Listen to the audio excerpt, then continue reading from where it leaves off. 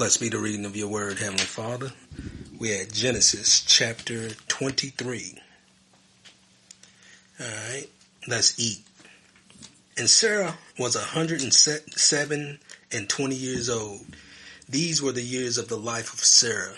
And Sarah died in Kirjath Arba, the same as Hebron, in the land of Canaan. And Abraham came to mourn for Sarah and to weep for her. Now I know that Arba means four in Arabic. So this must be city of the four, that Kirjath Arba, and the same as Hebron, and it's in the land of Canaan. I'm pointing out all these specific, these places in the land of Canaan because once we get into further in the book, all these places where Abraham is and Sarah and all them are living, it's going to be all the same places that Moses and Moses ain't ever going to make it in there. But when Joshua and all the people go into the land, and these places are going to help us identify where the land of Canaan is, because it is a big fuss right now about where the land actually is. And that's important because you remember the covenant with Abraham was that the Most High was going to be our God, and we were going to be his people. Abraham's seed was going to be his people, and he was going to give them the land of Canaan, remember? So that's a big issue now. We're going to have to pay attention to that as we roll on. All right, verse 3. And Abraham stood up from before his dead and spake unto the sons of Heth, saying, I am a stranger and a sojourner with you. Give me a possession of a burying place with you, that I might bury my dead out of my sight. And the children of Heth answered Abraham, saying unto him, Hear us, my Lord. You art a mighty prince among us. In the choice of our sepulchres bury your dead. None of us shall withhold from you his sepulchre, but that you may bury your dead. And Abraham stood up and bowed himself to the people of the land, even to the children of Heth. And he communed with them, saying, If it be your mind that I should bury my dead out of my sight, hear me, and entreat for me to Tephron the son of Zohar, that he may give me the cave of Machpelah, which he has, which is in the end of his field, for as much money as it is worth, he shall give it me for a possession of a burying place amongst you. And Ephron dwelt among the children of Heth.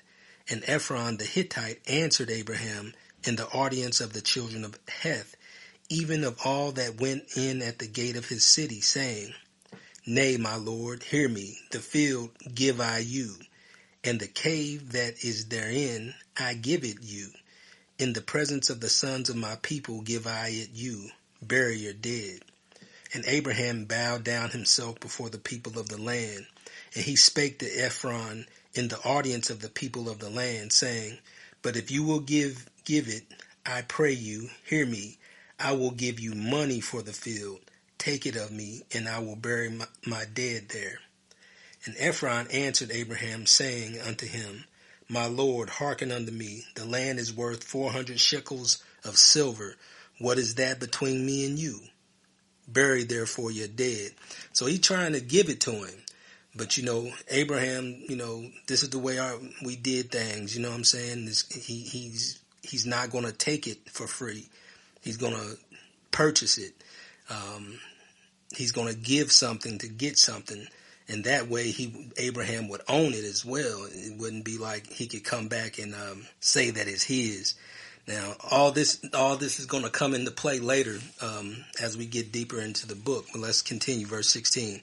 And Abraham hearkened unto Ephron, and Abraham weighed to Ephron the silver which he had named in the audience of the sons of Heth, 400 shekels of silver, current money with the merchant. So silver and gold was money, but silver is like domestic money. You know what I mean? Gold is like international. But let's continue, verse 17. And the field of Ephron, which was in Machpelah, which was before Mamre, the field, and the cave which was therein, and all the trees that were in the field, that were in all the borders round about, were made sure. Made sure. It was a done deal. were made sure unto Abraham for a possession in the presence of the children of Heth, before all that went in at the gate of the city. And you're going to notice as we get through the book, is, these people, these merchants, these elders, they always at the gate of the city. At the gate of the city is where, men would gather and they would handle and conduct business and do a lot of different things. So as we move through the book, pay attention to that, where they're located. They're always going to be at the gate of the city. I will tell you a little bit something like that, about that takes place over in the land now, but we'll get into that later. All right, so verse 19. And after this, Abraham buried Sarah his wife in the cave of the field of Machpelah before Mamre, the same as Hebron, in the land of Canaan. And the field and the cave that is therein were made sure unto Abraham for a possession of a burying place by the sons of Heth. So it was made sure. It's like he was given a deed, he did it in the audience of these elders, of these men that were at the gate. So he had witnesses, you know what I'm saying? That's how they conducted business. And as we continue to move through the book, you're going to see that at the gate and making things sure and handling money and all that is just the righteous way to do things. And Abraham was doing it that way. He didn't want to bury his wife in a place that he didn't pay for and own. So that burying place is going to be in our family all the way up into this day. Of course, now we ain't in the land, but when we go back, we're going to know where that burying place is. All right.